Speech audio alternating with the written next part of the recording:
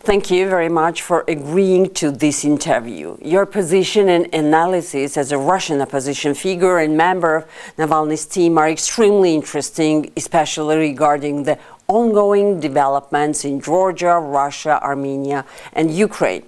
Let's begin with Putin's Russia, which you were forced to leave. What is the situation in Russia now? In the fifth year of the war against Ukraine, there is constant discussion that Putin's approval ratings are falling, that people are angry, and there are internal clan conflicts within the system. Restrictions on the internet have also reportedly caused significant public dissatisfaction.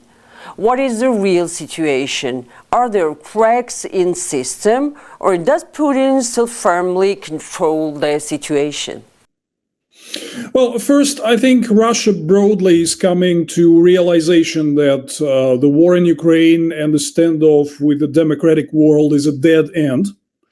There can be no victory, and difficulties are multiplying. And this is being said explicitly at various even public fora, conferences, and so on, that troubles are mounting in the military, in military manufacturing industries, in the economy, in the society, and there are broad consequences of daily Ukrainian strikes on the Russian territory and disruptions caused by that, including, for instance, airports. For a long time, major Russian airports, Moscow, St. Petersburg, traffic has been disrupted. Because of these problems, Putin ramps up censorship and repression. The society doesn't like it. Nobody likes the blockings of internet access and so on. So, yeah, I think this year, 2026, we clearly see that most of the society realizes now that the war needs to be stopped because it's a dead end. It leads us nowhere, and there can be no victory. However, I think what happens in the Western analysis of developments in Russia, people often do not understand what kind of society Putin built.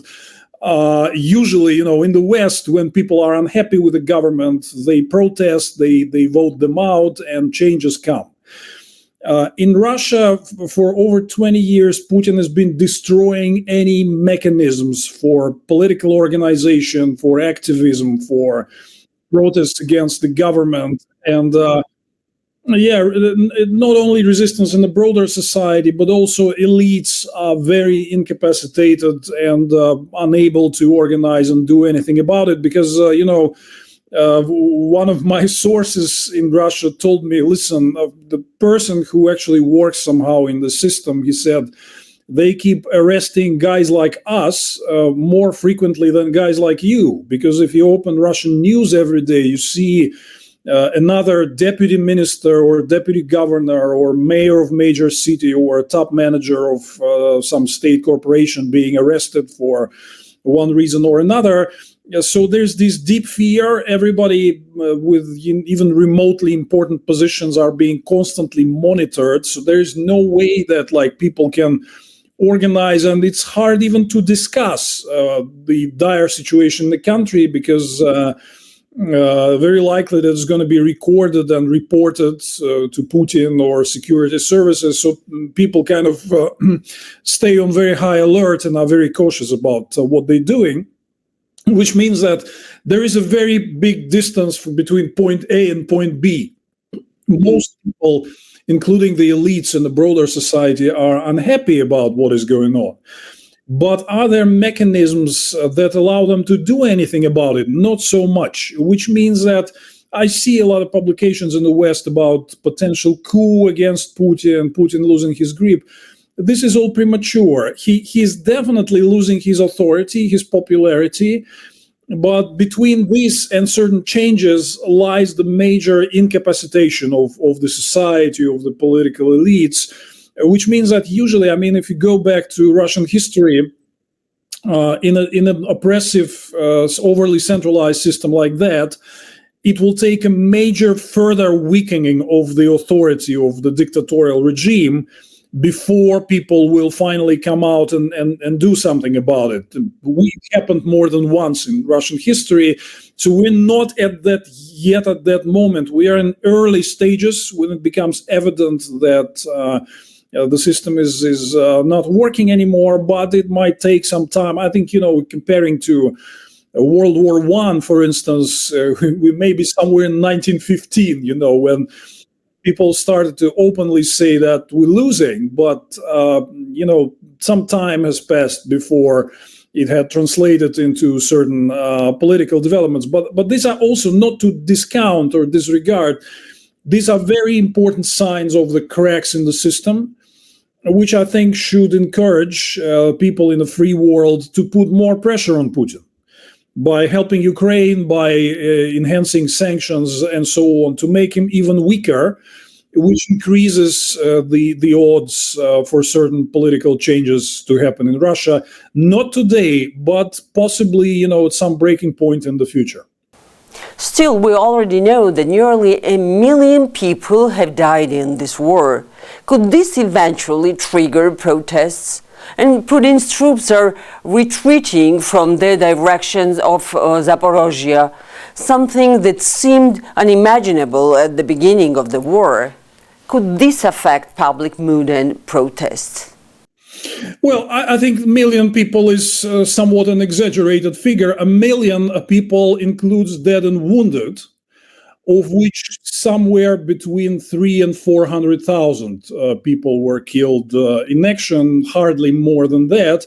That is a big death toll, and that is already a major source of discontent in Russia, because one of the big changes in the past few years are very clearly can be seen also on the internet are cemeteries, because all the people in Russia, they visit a cemetery once in a while because their relatives are buried there and so on. And they see, like, one of the reports that I get from people in Russia is that the cemetery has been basically exploding with new graves in large numbers in every city or township. One of the most frequent local conflicts, if you browse across the Russian regional and local media, is the conflicts between authorities and the population for new land allocation for expansion of cemeteries, because there's just not enough space to bury all these people that rain. So they want to grab more land, but people are against it because they want this land to be used for something else. Across the board, from Kaliningrad to Vladivostok, you see these conflicts emerging. So yes, this in all this growing discontent, this definitely has an impact. However, I have to say it can be clearly seen that people from larger cities with the biggest protest potential and the experience of self-organization, people have largely not been drafted. Putin has been quite cynically drafting people more from the outback, from smaller provincial cities and towns, poorer regions, and so on, where you actually don't have that culture of protest emerging. So when you mention these big numbers and big death toll, you need to bear in mind that it disproportionately lower was affecting really big cities with high protest potential. And people in the outback, they traditionally have been very obedient to whatever government is doing.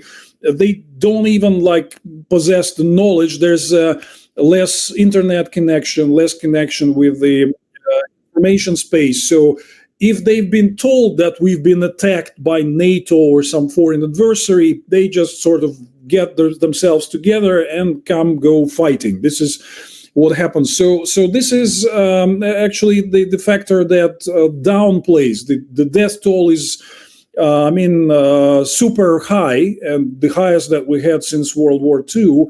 But the fact that it's disproportionately spread across the country also contains the protest. But yet again, this is one of the factors contributing to increasing discontent with Putin.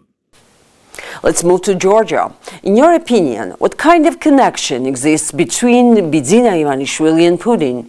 Can Ivanishvili be considered a Russian project? Well, I used to work in the Russian government in the late 90s after Russia's 98 default. when major banks had collapsed.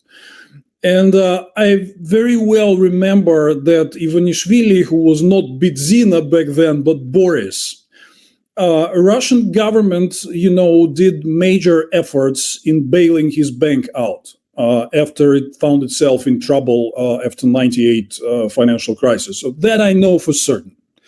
I saw some government documents which were, associated with providing government aid to this bank and bailing it out. And so all the banks were in major distress after the '98 default. Ivanishvili's bank was no exception.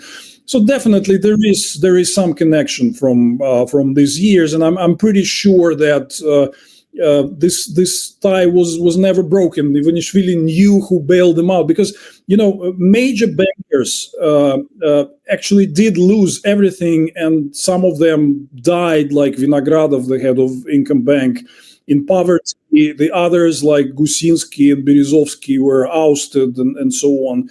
But Ivanishvili somehow survived and thrived, and I'm sure that government was somehow connected to that. So at the very least, his survival after the '98 crisis was significantly related to the help from the Russian government.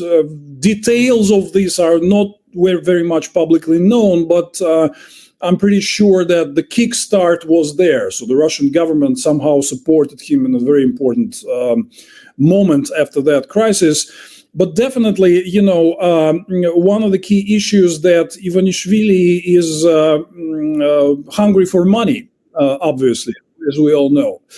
And Georgia, unfortunately, since the beginning of the full-scale invasion of Ukraine, became a major hub for trading with Russia and sanctions evasion. Yes, this is exactly the topic I wanted to move to. We often cover the issue of whether Russia is using Georgia to circumvent sanctions. I'm interested in your assessment. What does the real picture show? What role does Georgian Dream play in advancing Putin's interest, and to what extent could Georgia itself be considered part of this system? So clearly, Ivanishvili's regime is a beneficiary of a major increase of trade and evasion of sanctions since the beginning of the full-scale invasion of Ukraine. And even Georgian companies are, sometimes we can find them on the lists of secondary sanctions by Western countries. Sometimes, Georgian players or even Georgian infrastructure like ports have been under discussion to be included on the list of secondary sanctions, but however, some of them were omitted at the last minute recently because of the EU internal debate. But we clearly see that many Georgian players are affiliated with the Russians, and a lot of the circumvention of sanctions goes through them.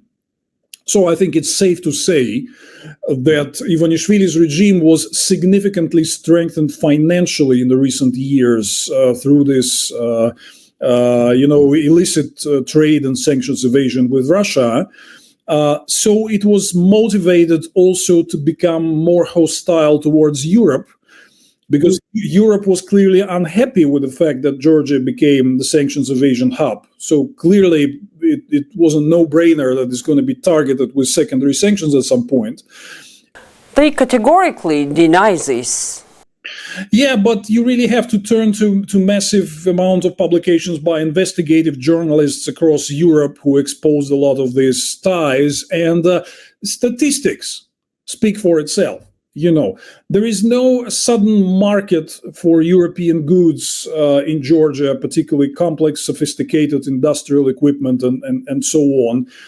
There's no manufacturing suddenly appeared in Georgia which demands all that technology, and all of a sudden a lot of Russian stuff is being traded through Georgia, where Georgia still is a relatively small market.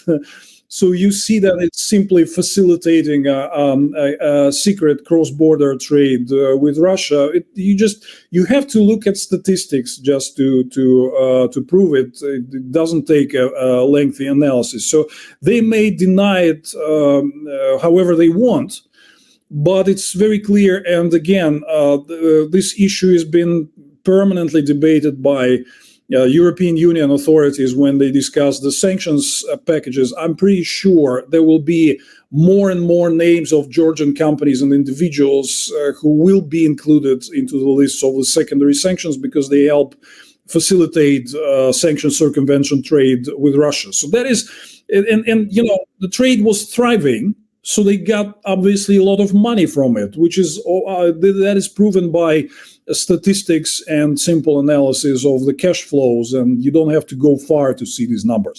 I still want to return to the communication channels and methods between Tbilisi and Moscow. Who could be the contact person between Putin and Ivanishvili, and what kind of relationship or channels could such a communication rely on? Well, because Ivanishvili is a former Russian oligarch, I'm pretty sure he has enough business connections in the Russian murky business world. I mean, we saw from United States investigations of Russian meddling into American elections and from other examples, we know that there is no shortage of business figures in Russia who can potentially act as folks transmitting the messages. I'm also certain, and I'm sure you can see it also in Tbilisi as well, that under Ivanishvili, Georgia is becoming more and more a playground for Russian security services. They are, heavily represented. There are people there who also are capable of conveying all the necessary messages and so on. So I'm pretty sure with this intensified cooperation between Georgia and Putin's Russia, there is no shortage in back channels, and also with Ivanishvili's Russian business past. That gives him plenty of contacts who might be conveying these messages. But I'm sure also, the messaging is one thing, but Ivanishvili also, I think he knows very well what Putin wants him to do. So often this does not require like specific messages, and I think it's already evident that Russia welcomes Georgia's involvement in circumventing the sanctions, in worsening their relations with the European Union. Basically, all of this got pretty public praise from Moscow. So it doesn't even take an instruction to do it. I think it's very easy to figure out. I see. In your opinion, what is decisive in Ivanishvili's relationship with Putin? Financial interests or fear? Financial interest obviously plays a key role, but also I think it was clear from the outset that Ivanishvili took power not to let it go. He wanted to become another strongman leader, as we saw in many countries of the region, where somebody is democratically elected, but then he increases his grip of power basically to fully intertwine with political, economic structures to establish a personalistic regime. I think it was clear that Ivanishvili was moving in that direction from the very beginning. And it was also very clear that European Union and democratic West would not welcome that, movement of Georgia in this direction. That it wants, democracy and rule of law to thrive in Georgia instead of another personalistic regime being established. At the same time, Russia very much likes and welcomes these friendly, personalistic dictatorships to be able to exploit them for Putin's own benefit. So clearly the drift of Georgia in the past few years was naturally beneficial for Russia and was naturally hostile towards the free democratic Europe, because obviously Europe is very critical of undemocratic developments and Ivanishvili's strengthening grip on power. So it's all of the above. Financial interest is important, but it's a kind of a natural drift towards like Putin's realm of a bunch of mafia strongmen maintaining a grip over the countries, which is not welcomed by the democratic Europe, but instead embraced by Putin. Yes, we see this every day and feel it ourselves. You come from the energy sector. What can you tell us about Bidzina Ivanishvili's ties to Gazprom? There were claims that he was once one of its shareholders. is it possible that he still owns assets in Gazprom today?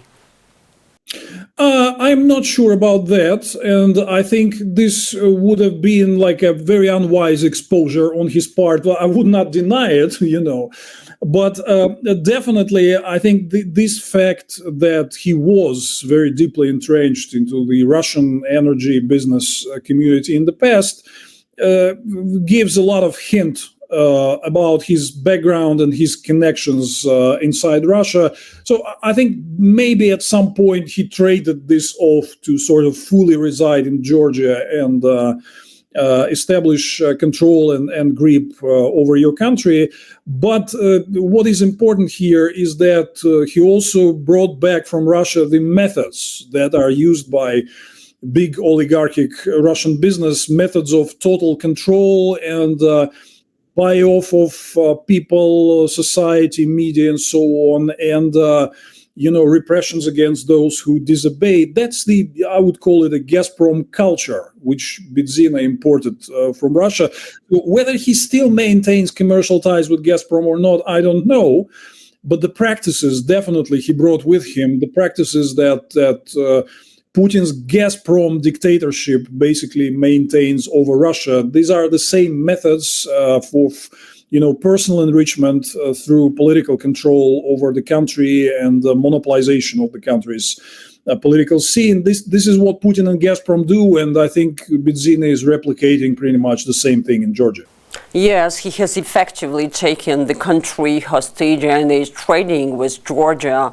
And it is very unfortunate reality is that among the countries of the region, only Georgia is confronting the West so radically. However, the Western reaction has not been sufficiently strict or adequate. Why are Europe and United States allowing him so much freedom? For example, the Anaklia port project, where the Americans were rejected, what he explains this type of policy that effectively encourages Ivanishvili. American administration currently is more ambiguous towards values and the rule of law, is more inclined towards making some sort of practical deals, which they consider to be pragmatic. So I think maybe they have not yet reached a point with Ivanishvili where they consider him an unworthy partner. They still want to engage and try something in some joint projects. I don't know. So this is why U.S. is more ambiguous towards Ivanishvili.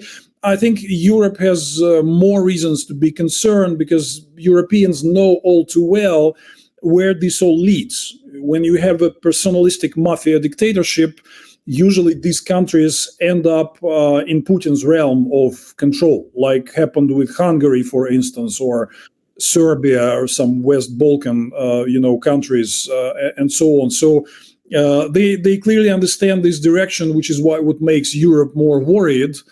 The U.S. is more distant and more busy with their own pragmatic interests. With the current administration, obviously, the attitude is different. But I'm pretty sure if Ivanishvili goes too far, which is to me not a question of if, but a question of when, I think it will make the U.S. worried too. So I think the behavior of the Trump administration vis-a-vis Georgia maybe is not too strategic and not too wise, because they will probably remember that there is a problem when it reaches certain tipping point, when it might be not too late, but it's always better to react earlier to the developments that we see in Georgia. Hopefully the time will come soon. Meanwhile, Armenia has made an impressive breakthrough and decisive election are approaching. We see very strong support from Europe and the United States. J.D. Vance and Marco Rubio visited Yerevan, and President Trump also posted about Armenia on social media. But Russia is also threatening Armenia. Will Putin succeed in creating an Ivanishvili II in Armenia? No, I think definitely not. I think Armenian population already figured out that you don't want to be trampled underfoot, that there are no benefits of succumbing to Putin's regime. And the forces, even despite, very difficult times after the Karabakh War and the loss of territories, which clearly makes a lot of Armenians unhappy, even despite that, I see many people ready to support Pashinyan and his government because Armenians understand and fully realize that they don't want to become Putin's playground and part of his pedestal. Which is why also the methods that Russia are using, they're counterproductive in themselves. They're, threatening energy and food and goods embargo and putting all sorts of pressure, threats. I'm sure Armenians don't want to be treated like that. So ahead of the Armenian elections, I think in Armenian society, there's a very clear understanding what's about to come. If pro-Western, pro-European forces and Pashinyan will lose the election, nothing good awaits Armenia. They can clearly see the Georgian example. The country slowly, becoming Putin's backyards, which doesn't make people happy and only enriches the ruling mafia. I'm sure Armenians don't want that, and that Putin's pressure will be rejected. Let's hope for it, and fingers crossed. But Putin is not stopping and is threatening Armenia with traditional tools, gas and electricity, considering that around 85% of Armenia's gas comes from Russia. How much pressure can Armenia stand? On the other side, there is Azerbaijan and dependence on it as well. What options does Armenia really have now? It's a tough spot. Because unfortunately, this is one of the consequences of Armenian deliberate policy of embracing Russia as the major energy supplier in the past. It's not that Armenia wasn't warned that it would be dangerous. And it's also this energy blackmail is also not new. It's straight out of the Putin's playbook that we've seen so many times before with different countries, most recently Moldova, But I'm sure, and I'm in Europe now, and I can assure you that Armenian issue is being brought up like at every debate here, because Europe is very interested in supporting Armenian course towards European integration and breaking away from Putin's influence and so on. It's going to be difficult and challenging because, yes, Armenia is very much dependent on Russian energy, Russian gas. Particularly, winter will be coming soon. And we know that Russia particularly uses this energy supply leverage to freeze out people in the countries it deems unfriendly. So that might be a challenge. But again, the question is would you be ready? Armenia had already experienced in the 90s a very dire energy situation. So I'm sure that after all that people know about what it is to be dependent on Putin and how Putin's cronies in neighboring countries are looting their own nations basically in favor of pleasing Putin. I'm sure Armenians would not want that and would even be ready to withstand certain hardships to maintain their sovereignty and independence from Russian influence. And finally, how does Georgia look from the outside today? What similarities and differences do you see between Putin's Russia and Ivanishvili's Georgia? And as a Russian opposition figure, what advice would you give Georgians? What should Georgia learn from your experience in this unequal struggle against dictatorship? Important lesson from Russian experience is not to give up and not to try to adapt to new authoritarian reality, because many people have this temptation. They say, well, these are the new rules of the game. Who are we, private citizens, to challenge this big governmental machine? It is still worth challenging it. And I think the lesson from Russia is all the Russians lost big because they didn't resist at the early stages. So many people in Russian opposition, I can assure you, we're very encouraged by the commitment of Georgians for these hundreds of days of protests against what Ivanishvili is doing. And these protests continue and they are very impressive, they might not yield immediate results, but it's worth continuing and not giving up. Because at some point, dictatorships can be temporarily strong, but over time, they will definitely be questioning themselves.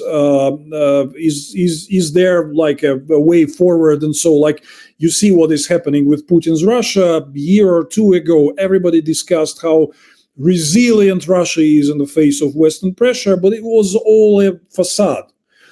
Cracks appear because sanctions, pressure, solidarity of the free world works. And it is important not to give up that fight and not to choose to adapt to new authoritarian reality. You see examples of many countries. Hungarians, after 16 years of Viktor Orban's rule, had finally, opted to take back their own country, and they succeeded. No matter how long it takes, don't give up, continue the fight, and ultimately it will bring results. Thank you very much for your support and for this very interesting analysis. Thank you.